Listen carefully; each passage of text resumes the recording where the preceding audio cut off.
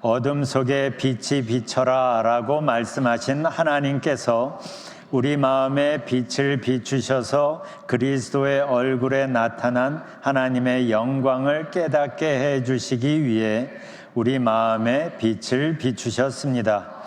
우리는 이 보화를 질그릇에 담고 있습니다. 이것은 그 풍성한 능력이 우리에게서 나오는 것이 아니라 하나님께로부터 나오는 것임을 보이시려는 것입니다. 우리는 사방에서 압박을 받아도 예 빠져도 절망하지 않습니다. 아멘. 사사기 7장을 보면 이스라엘이 미디안과 싸우는 장면이 나와요. 적군은 메뚜기 떼만큼 많았다라고 쓰고 그 적군의 낙타 수가 해변의 모래처럼 많았다라고 썼는데 이스라엘은 고작 32,000명이었습니다. 수적으로 엄청난 열세였는데 오히려 하나님은 기드온에게 군사들이 너무 많다 그러시는 거예요. 그래서 전장에 와 있기는 하지만 마음이 딴 데로 가 있는 군인들 중에 집에 가고 싶은 사람 가게 합니다. 그래서 결국 300명만 남죠. 그들이 기드온의 300용사들입니다. 창세기를 보면 하나님은 온 세상을 구원하실 큰 계획을 가지고 아브라함 한 사람을 복의 근원으로 부르십니다. 출애굽기에서 하나님은 이스라엘을 이집트에서 탈출시키실 때도 모세 한 사람을 불러 그 일을 맡기십니다. 우리는 여기에서 배워야 할 게 있어요. 첫 번째는 하나님은 사람을 통해 일하시기를 기뻐하신다는 것.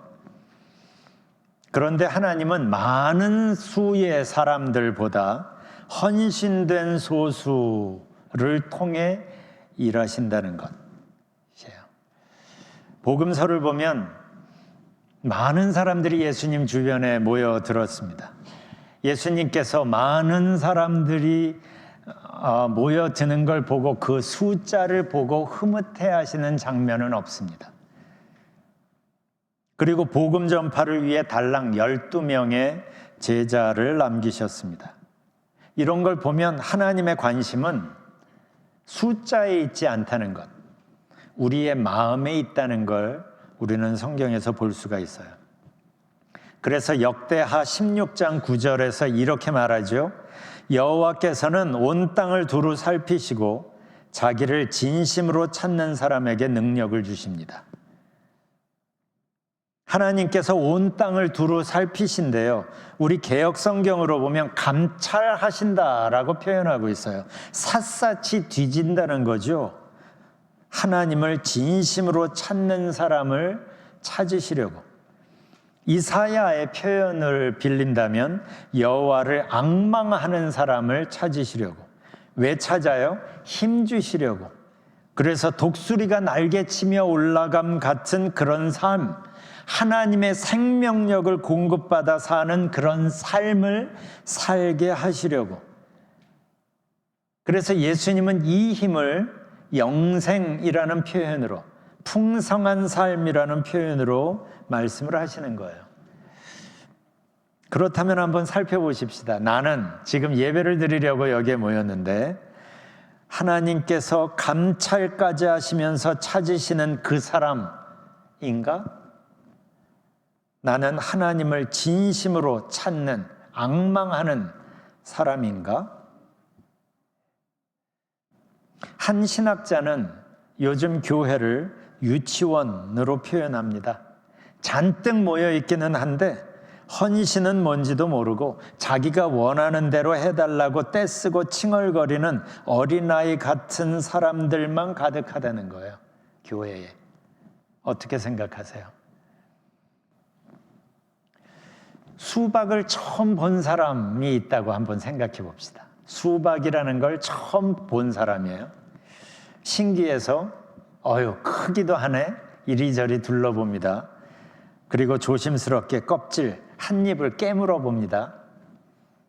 그리고 에휴, 맛이 밋밋하네. 이게 뭐야? 그리고 버렸어요. 어떻게 생각하세요? 이 사람은 수박을 먹어봤다고 할 수 있을까요? 이 사람이 수박의 맛을 안다고 할 수 있을까요? 혹시 하나님의 말씀도 이런 식으로 대하는 사람은 없나? 한번 생각해 봅니다. 이게 예수님께서 씨 뿌리는 농부의 비유를 말씀하신 이유입니다. 같은 씨앗을 뿌려요. 같은 씨앗을 받아요. 그런데 땅의 상태에 따라 받는 반응이 달라요. 그러니까 당연히 결과도 달라요. 요즘 여러분은 어떤 마음으로 성경을 대하시는지 한번 생각해 보세요. 그런데 이 비유가 담고 있는 또 다른 메시지가 있다고 저는 생각이 듭니다. 우리의 마음 상태가 어떻든지 간에 하나님은 생명의 씨앗을 마구마구 뿌리신다는 사실이에요. 가능성이 보이는 땅에만 골라서 씨앗을 뿌리지 않고 길가처럼 굳은 땅에도 가시덤불에도 돌밭에도 마구마구 뿌려댑니다. 그냥. 그래서 어떤 신학자는 은혜를 낭비하는 하나님이라고 표현합니다. 은혜를 낭비하는 것 같지 않아요? 내가 농부라면 옥토 같은 땅에만 줄 지어서 심겠어요. 그런데 이 사람은 막 뿌려대는 거죠. 하나님은 그렇게 우리에게 생명을, 은혜를 나눠주신다는 거죠. 시편 34편 8절에 보면 너희는 여호와의 선하심을 맛보아할지어다 라고 했어요. 너희는 여호와의 선하심을 맛보아할지어다. 어떻습니까? 여러분은 여호와의 선하심을 맛보아 알고 있습니까? 머리로 깨달아 아는 거하고는 다른 거죠. 맛보아 하는 거. 전에도 말씀드린 적이 있는데 저 말씀이 저에게는 어마어마한 도전이 되었습니다. 저는 목사의 아들로 교회에서 자랐습니다. 웬만한 성경은 거의 다 알았습니다. 그런데 저 말씀을 딱 만났어요. 너희는 여호와의 선하심을 맛보아할지어다. 깜짝 놀랐습니다. 알기는 아는데 맛보아 알고 있나? 저 스스로에게 묻기 시작했어요. 여러분은 어떻습니까? 수박 겉핥듯 그렇게 하나님의 말씀을, 하나님의 선하심을 그냥 여기저기 들어서 어느 정도 알고만 있으면서 안다고 생각하지 않았으면 좋겠습니다. 성경은 가끔 우리를 그릇으로 비유합니다. 그릇은 만들어진 재질이나 용도에 따라 아주 다양합니다. 그렇지만 그릇의 가치는 무엇보다 무엇을 담고 있는가로 달라지지 않을까 싶습니다. 당연하지요. 밥을 담고 있으면 밥그릇이고 국을 담고 있으면 국그릇인 것처럼 쓰레기가 들어있으면 쓰레기통이고 보석이 들어있으면 보석 상자가 되기 때문이죠. 그런데 담고 있는 내용보다 그릇에 더 관심을 두는 사람들이 꽤 많이 있는 것 같습니다. 먼저 보이는 게 겉모습이니까 이해는 됩니다. 첫 이미지가 중요한 것도 사실입니다. 그런데 우리는 만나서 얘기해 보면서 시간을 보내면 그 사람 안에 뭐가 담겨 있는지 조금씩 알게 되죠.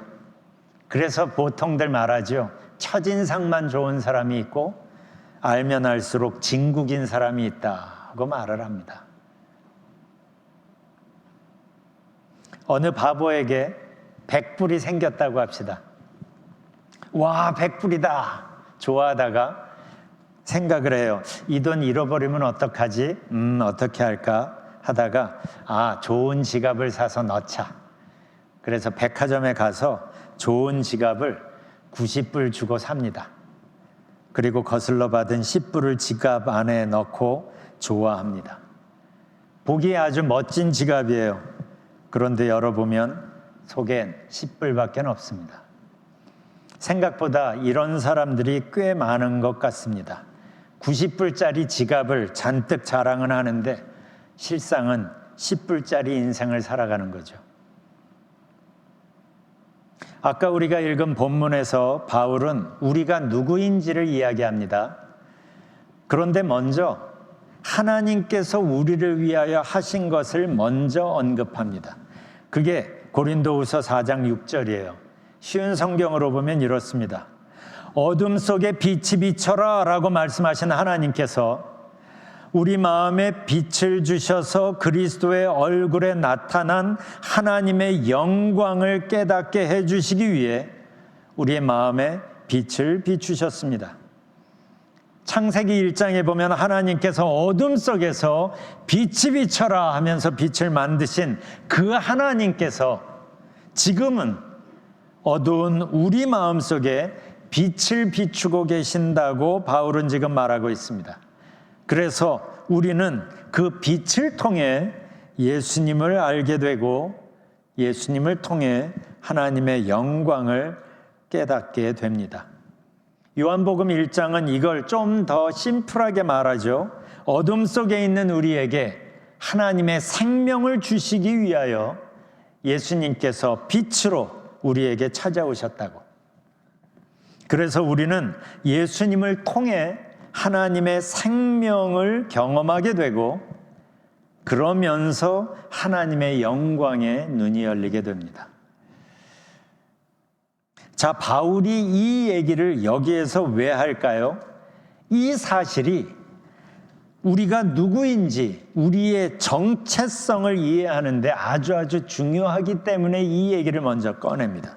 왜냐하면 이어지는 7절에서 이렇게 말합니다. 우리는 이 보화를 질그릇에 담고 있습니다. 우리는 흙으로 만들어진 질그릇 같은 존재죠. 약하고 깨지기 쉽고. 우리는 귀중품을 값싸고 허술한 통에 넣어 보관하지 않습니다. 귀한 것일수록 틀림없는 통, 깨끗한 통에 넣어서 보관합니다. 그런데 우리에게 아주 놀라운 일이 벌어진 거예요. 하나님께서 깨지기 쉬운 질그릇 같은 우리 안에 예수님으로 우리에게 찾아오셨기 때문이에요. 그리고 예수님이 말씀하십니다. 너희와 항상 함께 있으리라. 제가 전에도 말씀드린 적이 있죠. 마태복음 1장의 키워드는 임마누엘이라고 해서요. God with us.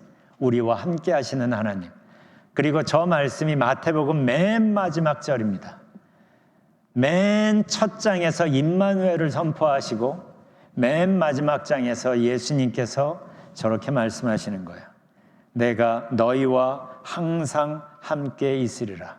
Surely I am with you always.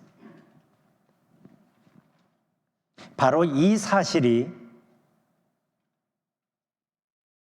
하나님께서 질그릇 같은 우리에게 찾아오시고 함께 하시고 영원히 함께 하시겠다고 선언하신 임마누엘 하나님이 내 안에 계신 이 사실이 우리의 존재 가치를 완전히 바꾸어 버립니다.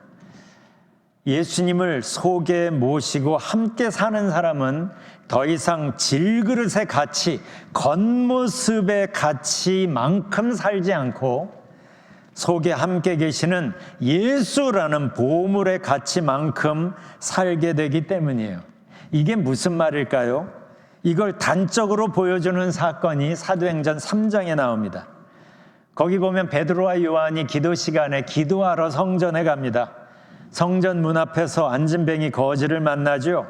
그때 베드로가 그에게 이 말을 합니다. 은과 금은 내게 없으나, 즉 돈 없다는 얘기죠. 10불짜리 100불짜리는 없는데 이런 얘기예요. 베드로와 요한도 돈은 없었던 거죠. 그런데 그들의 사는 모습은 이 거지와 아주 많이 달랐던 겁니다. 왜냐하면 그들도 돈은 없었지만 그러나 돈보다 훨씬 더 중요한 걸 가지고 있었기 때문이죠. 그래서 이렇게 말합니다. 은과 금은 내게 없으나 내게 있는 것으로 내게 주노니 곧 나사렛 예수 그리스도의 이름으로 걸으라. 우리는 이 장면으로 안진뱅이가 일어났다는 사실에 주목을 하는데, 사실 그거보다 더 놀라운 사실은 베드로와 요한 안에 예수 그리스도가 함께 하셨고, 그 예수 그리스도의 함께 하심에 대한 결과가 이 사건이었다는 사실이에요. 그들의 겉모습은 극히 평범했습니다. 어쩌면 평범 이하였죠. 그 당시에 갈릴리 어부, 평범보다 밑에 있던 사람이에요. 사실은 갈릴리가 그런 지역이었습니다. 그렇지만 그들 안에, 베드로와 요한 안에 예수라는 보물이 함께할 때 많은 게 달라졌던 거죠. 왜요? 그들과 함께한 예수님은 그들에게 마음의 위로 정도 주시는 분이 아니었던 거예요. 그들을 당당하게 힘있게 만드는 능력이었던 거죠. 예수님은 바로 이 독특하고 멋진 삶을 나의 이름값으로가 아니라 예수 그리스도의 가치만큼, 예수 그리스도의 힘만큼 그 힘에 어울리는 삶을 살아가도록 우리를 부르시는 거예요. 그래서 계시록 3장 20절에 보면 예수님이 우리에게 오시죠. 보아라, 내가 문 밖에 서서 문을 두드리고 있다. 누구든지 내 음성을 듣고 문을 열면 나는 그에게로 들어가서 그와 함께 먹고 그는 나와 함께 먹을 것이다. 우리를 찾아오시는 거예요. 우리의 마음을 두드리시는 거예요. 왜 두드리세요? 우리 인생 안에 들어오셔서 함께 하고 싶으시니까. 우리 안에 들어오셔서 예수님 때문에 달라지는 새로운 삶을 살게 하고 싶으시니까. 이 예수님을 만남으로 삶이 완전히 바뀐 사람들 중에 바울이라는 사람이 있죠. 그는 예수님을 만나고 얼마나 좋았는지 그동안 자기가 귀하다고 여기던 것들을 분토처럼 배설물처럼 여기게 되었다라고 말하고 있습니다.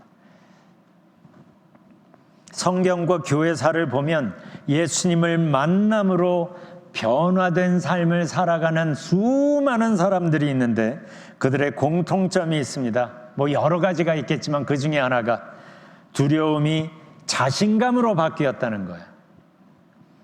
그것을 바울은 본문 8절에서 이렇게 말합니다. 우리는 사방에서 압박을 받아도 눌리지 않으며 난처한 일에 빠져도 절망하지 않습니다. 같이 읽어볼까요? 시작. 우리는 사방에서 압박을 받아도 눌리지 않으며 난처한 일에 빠져도 절망하지 않습니다. 어떻게 이럴 수 있죠? 그들에게 예수님은 단순한 심리적 위로 정도가 아니었기 때문이에요. 그들에게 예수님은 삶의 실제 힘이 되셨기 때문입니다. 바로 그 예수님이 요즘 나의 삶 속에는 어떤 영향을 주고 있는지 한번 보십시오.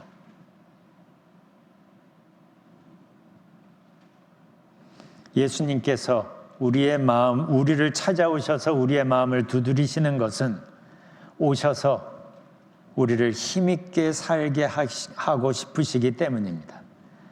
그래서 하나님의 힘을 받아 독수리가 날개치며 올라감 같은 하나님이 주시는 생명력을 가지고 사는 삶을 살게 하고 싶으신 겁니다.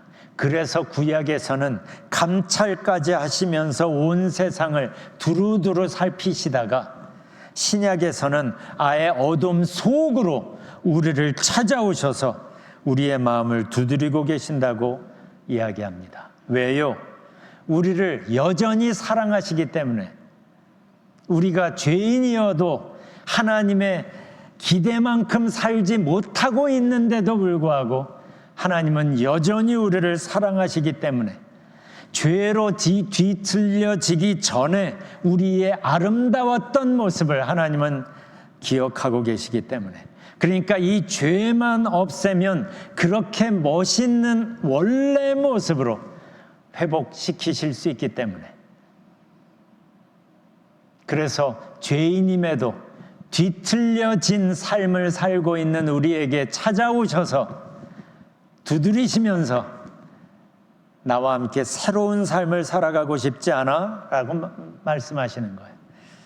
그렇기 때문에 하나님 앞에서는 현재 내 모습이 어떤지, 내 그릇이 지금 어떤 상태인지는 중요하지 않습니다. 다 아시는데 뭐, 다 아시는데도 사랑하신다는데 뭐, 내 현재의 모습에도 불구하고 예수님은 오셔서 우리에게 한 가지를 물으시죠. 네 그릇의 모습이 어떠냐를 말씀하시지 않고 너의 그릇에 뭘 담을래? 라고 물으시는 거예요. 더 이상 너 혼자 애쓰면서 힘들게 사는 거 이제는 끝내고 나를 담고 나와 함께 살지 않을래? 라고 질문하시는 거예요. 그래서 여전히 우리를 초대하시는 겁니다. 내 안에 거하라. 내 안에 거하라. 그래서 우리에게 찾아오셔서 우리의 인생의 문을 두드리고 계시는 겁니다. 신앙생활의 핵심은 주일날 교회 오는 게 아니라 일상을 예수님과 함께 살아가는 겁니다. 일상을 예수님과 함께 살아가다가 그 하나님이 너무 좋아서 주일날 함께 모여 셀러브레이트 하는 거예요. 일상을 주님과 함께 살면 주일날 예배가 달라집니다. 우리의 신앙인의 독특성은 주일날 예배 시간에 드러나는 게 아니라 일상의 삶 속에서 드러나는 게 맞습니다. 신앙생활은 일상을 예수님과 함께 살아가는 것이기 때문이에요. 그러려면 그분을 좀 더 알아야겠고 그분과 친해지는 게 중요하잖아요. 친해야 함께 사는 게 더 즐거워지잖아요. 바로 그 과정을 도와주는 게 큐티라고 해서요. 큐티는 하나님의 말씀을 묵상하면서 단순히 그 속에 담긴 의미를 찾고 깨닫는 시간이 아닙니다. 그게 중요한 한 단계이기는 하나 그게 초점은 아니에요. 큐티는 말씀을 묵상하면서 그 말씀을 하고 계시는 그분 앞에 내 마음에 초점을 두고 그분 앞에 머물러 있는 시간이에요. 이게 큐티입니다. 그렇기 때문에 큐티는 뭔가를 깨닫는 게 초점이 아니라 깨달음을 통해서 그 말씀하시는 그분과 내 마음이 연결이 되면서 그분 앞에 머물러 있는 시간이 그게 quiet time, 큐티예요. 후딱 성경 읽고 잠깐 생각하고 기도하고 다 했다 오늘 할 거 이게 아니라는 거죠. 큐티가 중요한 것은 말씀을 통해 기도를 통해 내가 하나님 앞으로 나아가는 거예요. 하나님 앞에 머물러 있는 시간이에요. 그러다 보면 초점이 말씀에서 시작했다가 말씀하시는 그분으로 옮겨집니다. 이게 큐티를 조금 깊이 하다 보면 말씀이 중요하지 않고 말씀하시는 그분이 내 옆에 계심을 의식하며 말씀하시는 그분께 초점을 옮겨가게 돼요. 그래서 그분 앞에서 머무는 시간을 즐기고 그리고 그분 앞에 머무는 시간이 이어져서 그분과 함께 하루를 함께 살아가게 되는 거예요.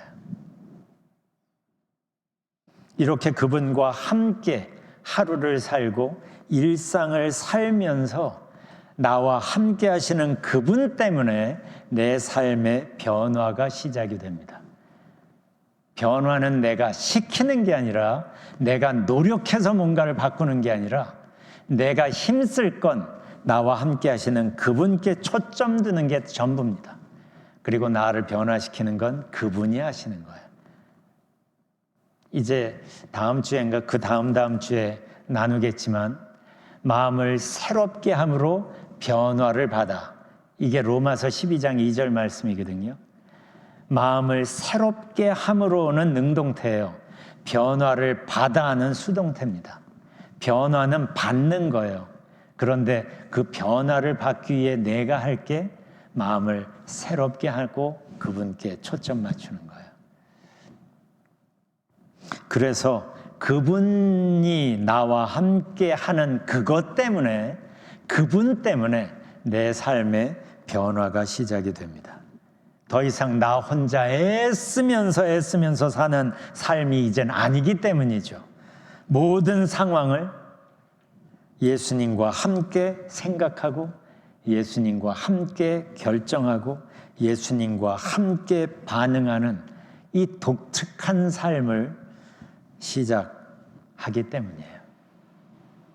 이 과정에서 우리는 예수님 때문에, 예수님 안에서 하나님의 지혜를 경험하게 되고 하나님 안에서 여유를 경험하게 되고 평안을 경험하게 됩니다. 로렌스 형제는 평생 이 새로운 삶을 익히는 데 집중했는데 그게 하나님의 임재 연습이에요. 이 새로운 삶에 대해, 예수님과 동행하는 이 새로운 삶에 대해서 깨닫는 것만이 중요한 게 아니라 그 깨달은 것을 이제는 주님과 함께 사는 삶으로 익숙해지는 과정이 중요했기 때문에 연습을 강조한 거예요.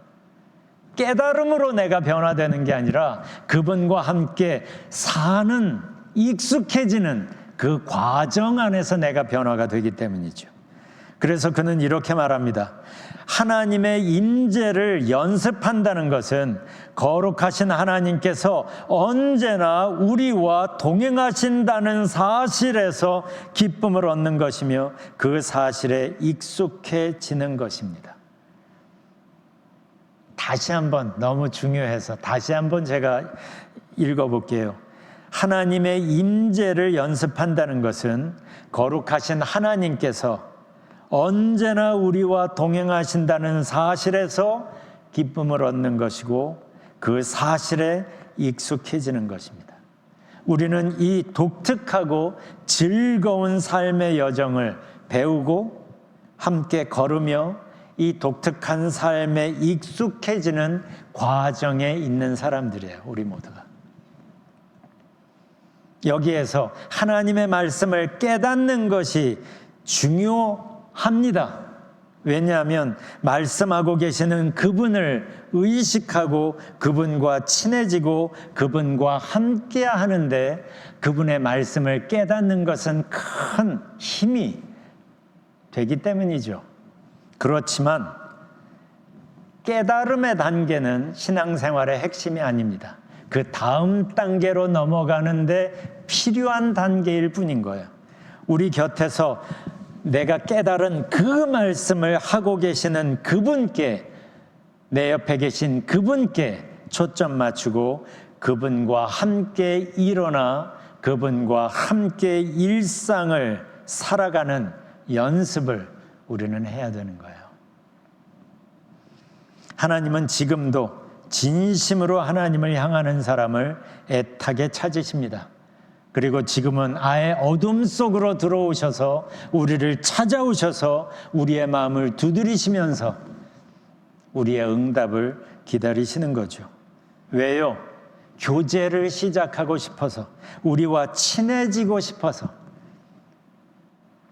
그래서 우리가 하나님의 사랑을 알고 하나님의 품의 따뜻함을 알고 하나님과 함께 살아가는 그 독특한 삶을 살아가게 하기 위해서 하나님의 사랑과 생명력을 주셔서 하나님의 힘을 주셔서 우리가 죄 때문에 잃어버린 하나님의 생명력을 다시 공급받으며 새로운 삶을 살게 하고 싶으셔서 주일날 교회 예배 참석시키기 위해서가 아니라 매일 일상을 함께 우리와 살고 싶으셔서 우리를 찾아오시는 거예요. 이것을 우리보다 먼저 알고 먼저 맛보고 먼저 경험한 다윗이 우리에게 이렇게 말합니다. 너희는 여호와의 선하심을 맛보아 알지어다. 너희는 여호와의 선하심을 맛보아 알지어다. 이 시간에 우리가 하나님 앞에 머무는 시간을 잠깐 가졌으면 좋겠어요. 나는 하나님의 사랑을, 하나님의 선하심을 알고만 있나? 아니면 정말 맛보고 누리며 하루하루를 살고 있나? 내 안에 거하라 라는 예수님의 초대 앞에 내가 어떻게 반응하고 있는지 한번 생각해 보십시다.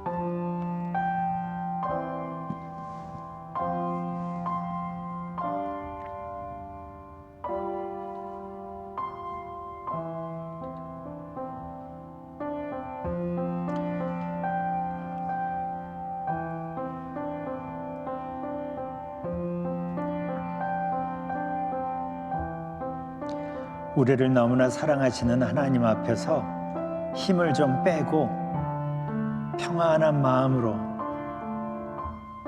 그분 앞에 그냥 잠깐 머물러 보세요.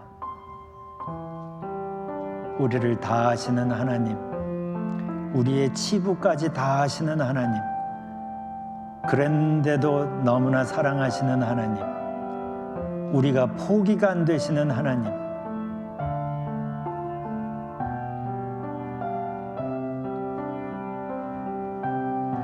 탕자를 기다리고 기다리는 그 아버지의 모습에서 예수님은 우리 하나님의 마음을 우리에게 보여주십니다.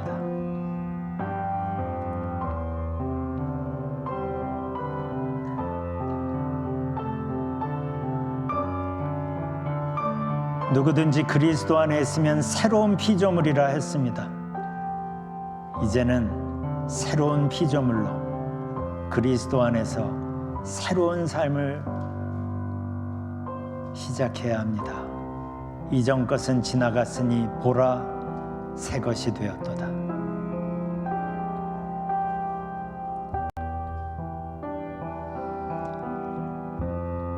우리가 여전히 죄인이었을 때 우리에게 찾아오시고 우리를 사랑하시는 하나님 감사드립니다. 여기에서 하나님께 우리의 초점을 맞춥니다. 지금 우리의 형편이 어떠하든지 우리의 인생의 그릇 모양이 어떠하든지 간에 감사한 마음으로 예수님을 닮기를 원합니다. 예수님과 동행하기를 원합니다. 예수님 때문에 새로운 삶을 살기를 원합니다. 주님 감사합니다. 내 안에 거하라 초대에 기쁜 마음으로 응합니다. 주님 우리를 인도하여 주소서.